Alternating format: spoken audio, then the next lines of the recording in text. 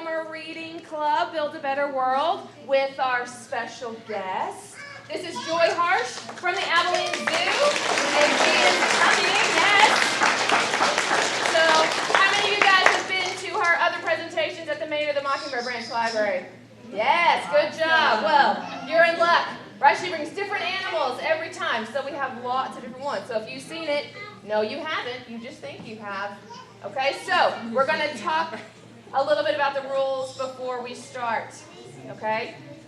Now, there's a lot of us in here, so I need bubbles. Exactly, yes. Listening ears, right? And if Miss Joy asks a question, what do? Raise your hand. Don't call it out. There's a lot of us. Miss Joy will point to you, okay? Also, we do have some animal friends, right? They're here in the back. Now, there's a lot of you and a few of them. So we make sure we're quiet so we don't scare our animal friends, right? Right. Perfect. Okay. So, again, this is Joy from the Abilene Zoo, and she is here, and we want to say thank you very much. And then, okay. Good job. Let's give her our attention. All right, well, I'm so glad to be here today. This is exciting to have a larger space because, normally South Branch Library was like stuck in between the books and peeking out between for some who got there late. So this is exciting to see our new library branch. Okay, so all summer with all the animals I've been bringing, there's been something that's in common between all of them. The animals I have today are all very colorful. So you can hear one of them, he chats every so often. He'll probably be one I bring out toward the later period. And this is odd, having all the technology going on, so. Well, that way, we can all see what she's doing, because we'll be able to touch an animal later. Yes, I will have an animal out afterwards that you guys will be able to touch. Everybody will get a chance to touch. We'll have to just be patient for our turn, but everybody will get a chance to touch the animal at the end. All right, so the first animal I'm going to bring out is a reptile. So last time, I think at the Mockingbird Branch, maybe I should bring him out first. So my plans have changed. We're going to bring him out first. So you hear, I have a bird here. He's vocalizing. And the reason he's vocalizing is because I'm talking to someone other than him. So I'll wait till he calms down. I'm going to be bringing out a parrot. This is a small species of parrot. A lot of times when we think of parrots, we think of the large macaws. There are a lot of different species of parrots. The one I'm bringing out, he's called a caique. C-A-I-Q-U-E. He's a black-headed caique. Okay, remember, let's be quiet so we don't scare our animal friends. So, this is Mojo. Mojo is a type of parrot. Now, like I said, a lot of times when we think parrot, we think the really large ones. So you can get a good look at him over there. He is full grown. Oh, it's okay. It's okay. He's a little bit scared. Okay, so they are very intelligent. They can do some problem solving. He's not the type of parrot, though, that can say words. He will vocalize. He does, not necessarily on cue, but he will whistle. He'll do the little charge whistle, and he'll do the little cat call. I can't do it as well as he can. He'll make up his own songs. In the wild, they live in large groups, sometimes 30 to 40 individuals. He's scratching his thing. He has unique feet that are particular to parrots and also to woodpeckers. Let me think about your toes. What direction do your toes point? Our toes point forward. Birds typically have 4 toes. They normally have 3 that point forward and 1 that's back. He has 2 toes that point forward and 2 that point backward, so he can grab things. It has a really cool word called zygodactyl, and it's so he can do things like this. Mojo, you ready? Swing. And so he can hang upside down. Not all birds can do that. Parrots are special because they have those type of toes that allow them to do that. Like I said, woodpeckers have that as well, and that's because they go up and down the trees. So it lets them function properly in the rainforest. He's actually camouflaged, because in the rainforest he would blend in. He'd blend into the leaves, he'd blend into the flowers. They have this unique habit that they do. You see him doing it right there. They rub on things they like. Now you're like, oh, he likes you. He does this to orange peels as well. So anything that has an interesting texture or an interesting color, he'll rub up against. So you think you're special, and then you're like, oh, well. But in the wild, their chest might be brown because of all the fun stuff that they find to rub up against. He does actually enjoy taking baths. He is like seeing the screen over there. Look at that face. He's very interested. He'll take baths. We'll run a stream of water for him. Now, he is super He is quite unique and quite cute. But like I said, he requires a lot of attention. He lives in our office because of the amount of attention that he requires. And he will live to be 30 to 40 years old. So, when a lot of times when people think about getting these types of birds, they're like, it's a spur of the moment, oh, that's so cool, I want a parrot. They don't think about, you're going to have this animal for 40 years. The reason we have him is because the previous family, he decided he didn't like them anymore. So they were unable to work with him. Because if he doesn't like something, see this lovely beak he has? He will bite it. And he can do some damage.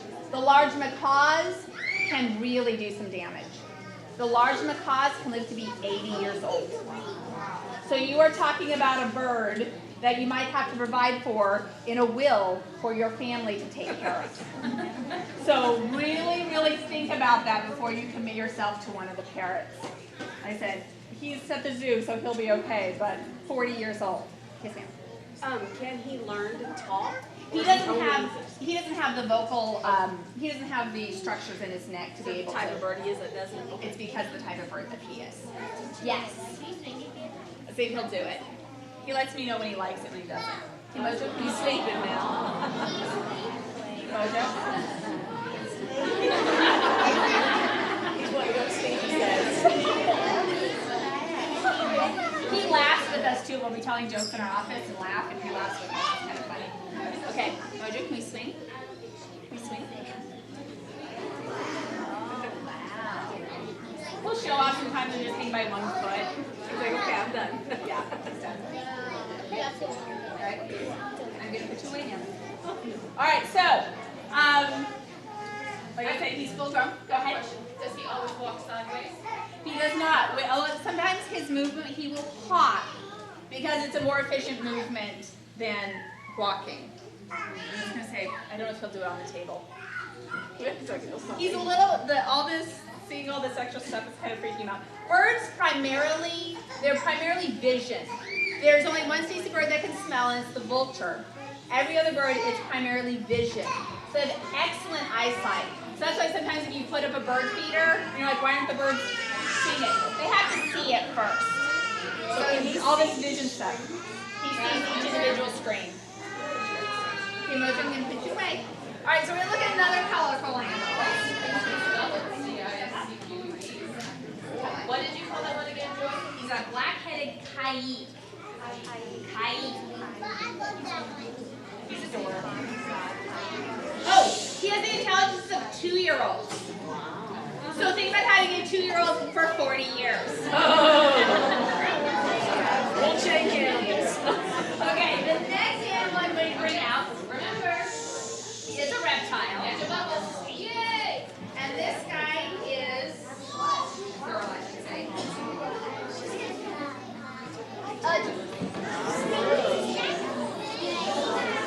Okay, so this is a Puebloan milk snake. She's really comfortable right now. She is a coral snake mimic. So she has the coloration of a coral snake. Just that her red is next to black. You can see that the red's next to black. These guys are also snake. They're immune to rattlesnake venom. That's another cool thing with them. They primarily figure out what's going on through their sense of smell, which is their tongue. This is Jersey. She's about 4 years old. Please stop talking. Yes, ma'am. Her name is Jersey. Jersey. Now, they got their names milk snake because they were found a lot of times in barns. Okay, so barns have a lot of mice, and that's what they primarily eat, is mice. And she's being very chill today. So we do feed her mice at the zoo. She gets fed once a week. And these guys live to be, we had a milk snake that lived to be about 32 when he died. So she has really cool scales on her belly. Wow. Yes. How big will she get? She is almost full grown. She'll get a little bit bigger than this. Okay, so she's not gonna. Yeah, they don't get as big as some snakes. Snakes tend to grow their entire life. They just really slow down the older they get. Yes, ma'am.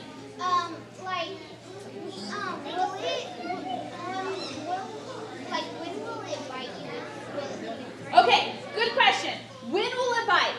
Biting for snakes is a method of defense or food capture. So if she gets really scared and she can't get away, she'll bite. But it's a defense mechanism. They'd rather try to slither away. So if you were just holding it like that, it wouldn't feel like it needed. Exactly. I'm not doing anything right now to make her feel threatened.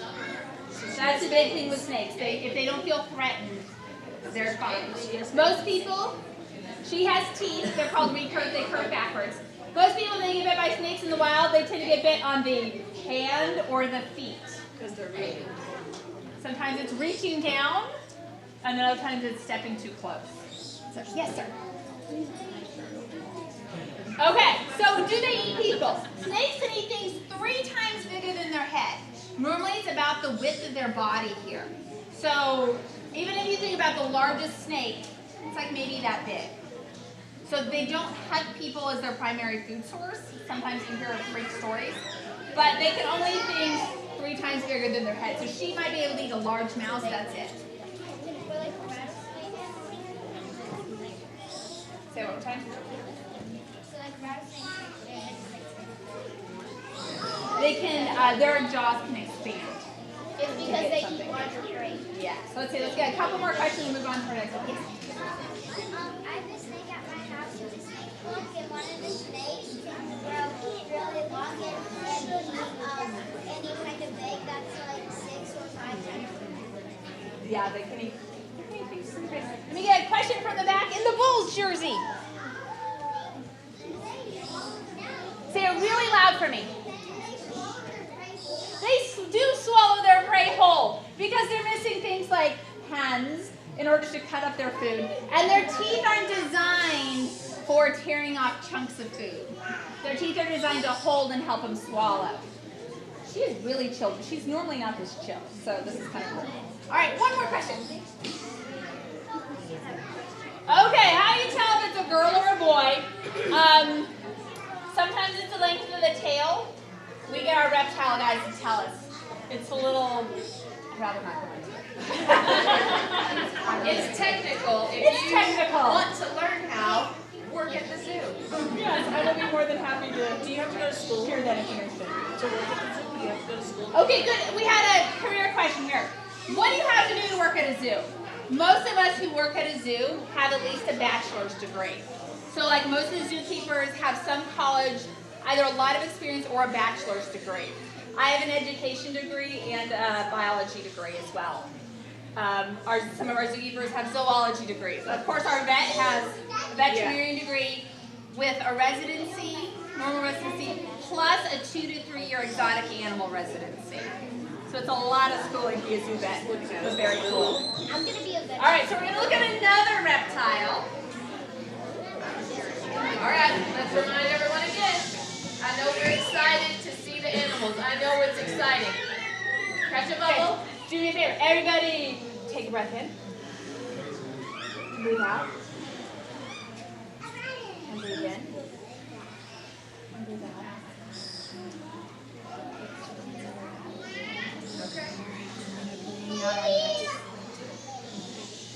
Yes. And I'm gonna just say this, parents too, please. So this is cinnamon. Cinnamon is called a uromastix, or a spiny-tailed lizard is another name for it. These guys are native to the Middle East. There's several different types. She is, I want to say a Molly. But the cool thing, right on her back right now, she's kind of dark, but her belly is bright orange. Oh my goodness, look at that. When she's really comfortable and really, I'm going to say happy for lack of a better term, she actually turns bright orange. Her whole body? Her whole body will turn bright orange. So like when she's sitting under her sunlight basking, she will. These guys are desert animals. So she is definitely adapted for the desert with the coloration. This is primarily defense. Her tail, it hurts if she smacks you with it. She's also, though, she's an herbivore. So does that mean she eats herbs? Plants. So she primarily eats plants. These guys live to be, I think, 10 to 15. You don't find them a lot in the pet trade. Did she get bigger? She is about full grown. But one of their defenses, if you see, she's starting to get a little bit bigger. They'll actually draw in air and puff themselves up to make themselves look bigger, so that they scare away predators. Pretty. She has two little holes on the side of her head that are her ears. She's like, I know. And they shed in pieces, so she can shed part of her back, but the other side hasn't shed, and her tail every so often. To get new skin, so as they get bigger, they shed. They will excrete extra salt through their nose. So sometimes their nose gets a little crusty because they're secreting extra salt. Sometimes they don't have a choice about the food that they're eating in the desert. is she scared right now? She's actually fairly comfortable right now. When she gets a little bit scared, she actually gets a little more frantic and tries to crawl up my arm. She's pretty chill right now. They're all kind of except for Mojo. Yeah. Well, that's good. Yes, sir. When they're shedding, do they sometimes rub their tail on their back? That I don't know. They'll find something to rub up against a lot of times. They're not that flexible in order to be able to do that. Someone's jealous. Someone's very jealous. Okay, I have one more type of mammal to look at. One more. Now we're going to be meeting a mammal here. Okay. Now these guys are unique. These are actually one of my favorite animals. And it's because of the amount of colors and hairstyles they come in, and they actually can make a really good starter pet. But ask your parents and do your research. Incidentally, the library has a lot of animal books. If you want to learn more about the animals, you are welcome to look at our collection. Nope, I'm not going to do it. Okay, this one's a little scared. We need everyone to be really quiet. All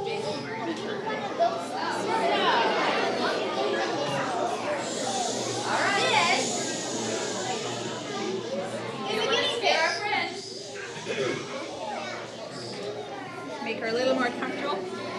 So guinea pigs come in a variety of colors, coat pattern, sizes. She's kind of a medium-sized one.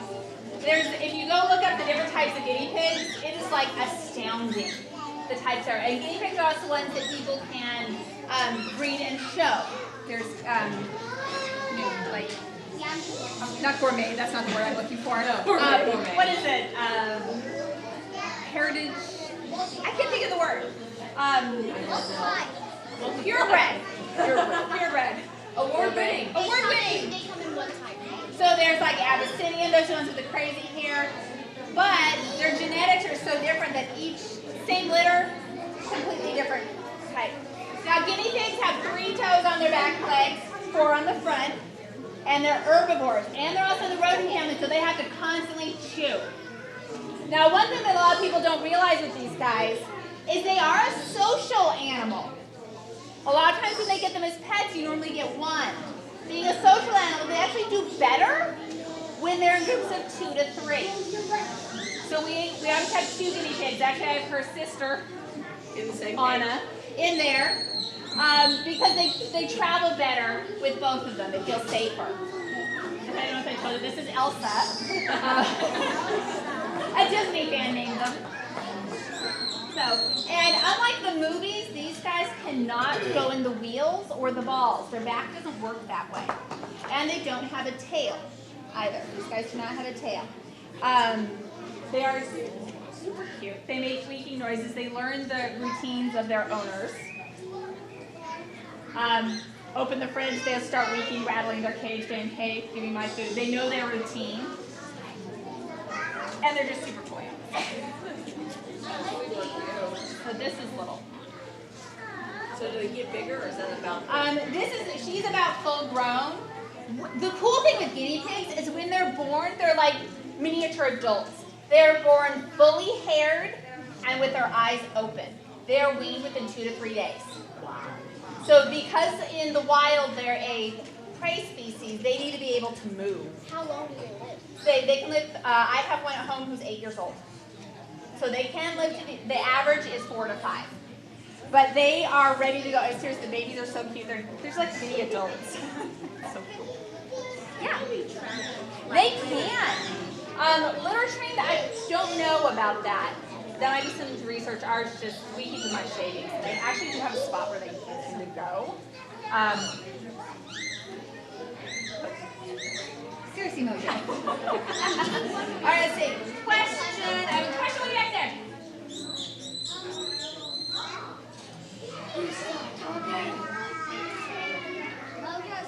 Okay, so they, we give them a special pellet. They have to have vitamin C because they can't make that like other animals can. So you have to give them oranges. We give these guys, they get lettuce and they get romaine and carrots in addition to their pellets. And lots of hay. They get hay whenever they want it, basically. Yes. Okay, so their primarily defense is the fact that if they get scared, they'll stay still, and they can actually run pretty quickly. So when we put these guys on the ground, we normally have a corral. Otherwise, chasing a guinea pig around the room does not look very dignified. I'm just saying. Yes. I want to be a guinea pig named Guinea. You want that guinea pig? Okay, last question right here. Okay, so Elsa here is less than a year old. Where do they usually live? Oh, excellent question. So guinea pigs are no longer found in the wild. Actually, I take that back. There's one little species of guinea pigs that is still in the wild that is an endangered. Most of them have been domesticated. So down in South America, they're native to South America. They're all over the place down there. And in North America, we have them as primarily pets. So, all right. What does Elsa look like? Or, Elsa. Anna has brown hair. oh, okay. Blondie and brownie.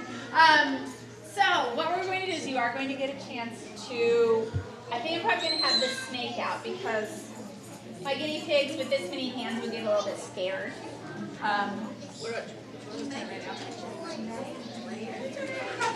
Okay. So, first, we want to say a really big thank you to Miss Joy for bringing these animals for us to see.